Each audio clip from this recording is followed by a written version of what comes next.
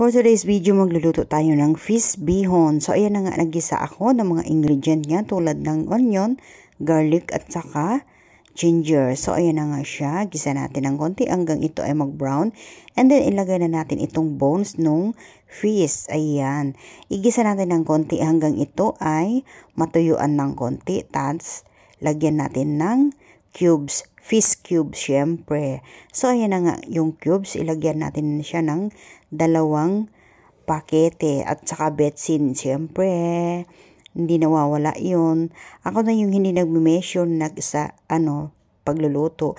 And then, lagyan natin ng tubig. Pakuluan natin. Habang nagpapakulo tayo, imamarinate natin itong meat. Alright. Ayan.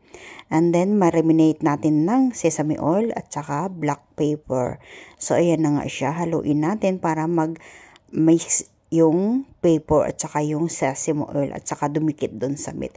And then, ito na naman yung Chinese cabbage. Ilagay natin itong Chinese cabbage mamaya. And then, ayan na yung bones. Ayan.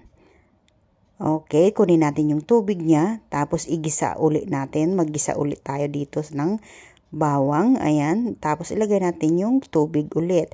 And then, lagyan ulit natin ng tubig yung bones kanina. Ito na yung pangalawang tubig niya. And then, kunin natin yung mga meat nung bones. Alright. Ayan na. Tapos na.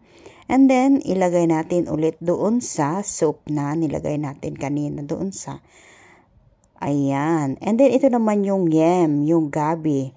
Ayan, ilagay na natin yung gabi. Ito yung pangpalapot dito sa soup. And then, ilagay na natin itong Chinese cabbage. So, ayan na nga siya. Well done! Nakalimutan kong binidyohan yung